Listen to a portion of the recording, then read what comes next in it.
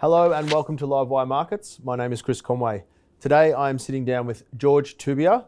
George is the Chief Investment Officer at Westpac Private Bank, and we're going to be talking about the biggest themes and opportunities that he sees in the market right now.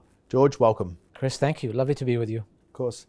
For anyone who's unfamiliar, George, can you just please explain your role at Westpac Private Bank and the process that you follow for identifying opportunities? Of course. We as a team at the private bank, we have one singular mission, which is really help our clients grow and sustain their wealth. And the approach that we chose to employ to achieve that objective is a thematic approach to looking at the world. And really the goal here is to try to stay at the right level in terms of understanding the big picture, the structural changes that will have profound impact on shaping the opportunity. And we do that on a global basis, and we do that across public and private markets. And once we identify those themes and those major shifts, then we really try to identify the underlying investments and the opportunities that really correspond to those themes to help our clients invest and generate wealth. But the more important part of our process is to have a very laser sharp, relentless, ongoing discipline and test our thought process on a quarterly basis and a frequent basis to see where our thinking is it evolving correctly or otherwise. George, just a follow-up question there. Given how quickly things are evolving in the global investment landscape, do you find that your process has hastened up? I know you said you do it every quarter, you do a review, but do you find that things are changing more rapidly from one quarter to the next these days? I would say things are changing rapidly, but they are changing rapidly within a sphere of clarity from our point of view. And the reason why we believe that is the case is that when you have the ability to step back a little bit away from quarterly, monthly, daily developments and really focus on those major shifts, it's very clear from our point of view what is happening. And that's defined by a number of things. First, we are in a completely different regime since 2 years ago that we believe is the exact opposite of the last 15 years. So that shapes our thinking about the quality of capital, the discipline that's needed. Businesses that were able to survive on low cost of money will not anymore, and so on and so forth. And then when you think about it globally, geographically, without a doubt, we see some significant changes happening in Asia and in the US. We've always held the view that the US is constantly underappreciated for its resilience. We can come back to that in a second. And we've always held the view that China is completely misunderstood for the maturity of its credit and investment business model that's worked for 30 years, and that it's entering roughly a new era of maturity and structural stagnation. And then add the supremacy from a technology war perspective, add the supply chain issues and so on, it becomes quite clear, what is the path forward in terms of evolution. And then we use those short-term developments to identify whether they are in line with our thought process or otherwise. And that gives us sanity and visibility. Visibility in the sense that short-term information that markets react to, I certainly don't focus on. I like to look at developments on a rolling basis, and I think a lot about the decision-making by corporates and where capital is going and regulation and so on and innovation. Those are more profoundly important to us than what's happening from just a simple macroeconomic stance that usually is backward-looking in nature. George, you've referenced there the big picture. Yes. And taking the appropriate view of the landscape. What are 2 or 3 of the big trends or factors that you're observing that you think will influence the investment landscape over the next, let's call it 2 years? I think 2 years is short, but let me just share with you a couple of observations. So it took, for China, it went through a 35-year cycle of incredible, miraculous growth. For the next 10 to 20 years, China for us will be defined by significant debt deleveraging, demographics of aging, and potentially more permanent pace of deflation. And thinking about population being at 1.4 billion right now, going to 1 billion in 20, 30 years, you can appreciate how the opportunity is shifting. South of China, Japan has gone through 35 years of being a sleeping giant through deflation and lack of corporate governance.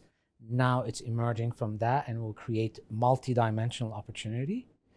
Thinking about, when we think about supply chains, we think there is an irreversible trend from globalization to localization. And I think that is completely misunderstood. And what I mean by that is that that sentence is not just a sentence to say, it is reality transforming into opportunity on a short-term basis. So what I mean by that today is that when you look at Southeast Asia or India or Mexico or the US, the effects of localization are creating incredible new pools of opportunity that are really visible in front of us 12, 18, 30 months. And just to take the reader on a big picture on how powerful that is, thinking about semiconductors, which is a very well understood notion. The US has had zero presence in production of advanced semiconductors up until now. Within 5 years' time, it will produce 35% of the most modern semiconductor chips for the whole world. So we look at US CHIPS Act, which is funding 40 or 45 billion in grants. On top of that, there's 400 billion coming through across 25 states in the US that's creating that. Thinking about what jobs it creates, thinking about the high-paying jobs it's creating for life, and those ecosystems never existed in those countries before. So that is an important consideration from our point of view that shapes thinking. And of course, geopolitics for us for the next 5 to 10 years is going to be far more confronting than the last 20 years. And it has implications. We don't talk about it for the sake of talking about it, talk about it from a practical viewpoint. What it means for pace of innovation and investments by governments in local governments, will that increase it or decrease it? Where there is going to be lack of labor, which was enabled by ill-integrated immigration, where the door could shut down, what does it mean for businesses with or without pricing power, and so on. And just, when you talk about supply chains, and I use the example of semiconductors, thinking about defense, for example, never used to be a thriving industry. Now it will be for the next 10 years. And of course, the most important thing from our point of view is innovation.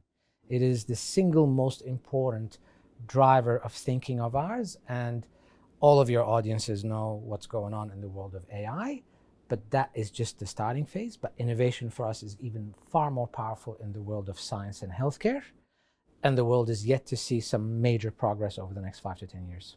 So lots to consider. George, you've talked there about some of the big themes and some of the big opportunities. I know one of the aspects of your investment process is making sure that you're very targeted in your approach. Can you just explain why that is going to be so important as these big themes unfold? Absolutely. I think being targeted reflects our desire to set a high bar on ourselves, such that when we are really bringing opportunity to our client, that it meets ideally what we're looking for in skills and attributes in totality. And I think there is a temptation in our world, as you and I know, to really invest in trends without thinking about the qualities that you need that go along that. We think this is so important because our baseline thinking is that the world is not straightforward, and investments will face pockets of difficulty. That's normal behavior. So what we are looking for is the amalgam of as many important skills as possible that can make that opportunity survive pockets of difficulty and see it through to the good times for the benefit of our clients. So, we are quite high conviction when it comes to that, because we think talent, expertise, inefficiencies are a very scarce skill. We would love to see more of it, yeah? And we're students of markets and students of our clients, but we think it's hard to find the totality of the right skills to navigate through. And I'm sure we'll speak further about some of the practical examples of what that means. George, last one for this conversation. 2 or 3 investment ideas or areas of the market that you're most excited about. Again, you've touched on a few of the big themes and opportunities. What really has you excited as you're going through this process? Without a question, we think we are in an era that is defined by scientific innovation and significant change to the care model that's moving from the hospitals and the provision of care to the patient at home. That is a major long-term shift. And I urge everybody who's just listening to this discussion to just think about all the innovations that you've read about in the last 6 months or 1 year, and we all got excited about, to understand that it's only enabled by incredible tenacity and commitment of large organizations that spend billions every year to get to that point. And if you extend that to some other major disease groups that are unfortunately not yet solved, there is good pipeline of promise and innovation in the whole world of immunology, in the whole world of oncology, let alone the significant change in the model of care that's taking shape over the next 10 years. That is going to make us rethink what that opportunity in healthcare is about. That is very pivotal from our point of view. I think, I know we'll touch on other things in different segments, but one thing that's really important for us is the rise of U.S. advanced industrial renaissance in its shape, but more broadly, the bigger role of advanced industrials. And I mention that because those are areas that are not specifically popular in the mind of investors or investment banks or providers of opportunity, because people tend to quickly move towards technology, okay, or consumer business models or so on.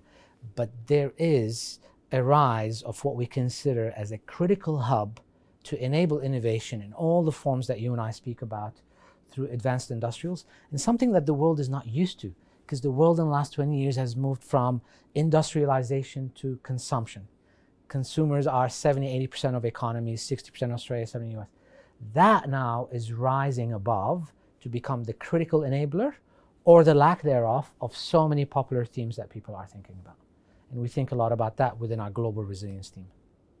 George, one last question just to follow up on the healthcare theme. Does it help that we have an aging demographic and a quite affluent demographic that have the demand and desire to live longer, live healthier, at the same time that the technical innovations in that space are meeting that demand? The short answer is yes, if. Yes, in the sense that if we are, positive people by our nature, if we can be preventative to allow people to live healthier and have less pressure on healthcare systems, that is fantastic. Okay. Now, other schools of thoughts that challenge that view are saying if you live longer, the needs on the healthcare system will last further.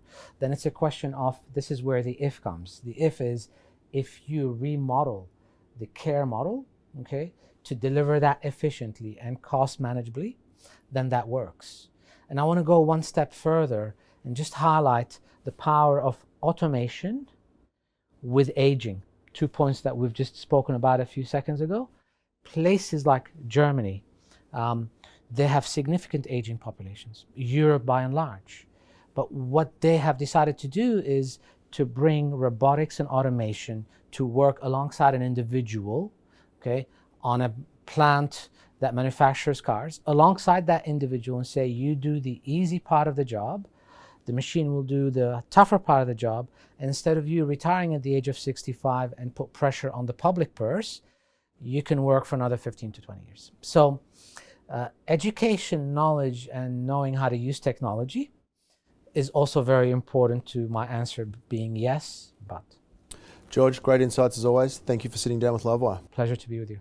If you enjoyed that interview as much as I did, make sure to give it a like, and don't forget to follow our YouTube channel because we're adding lots of great content every single week.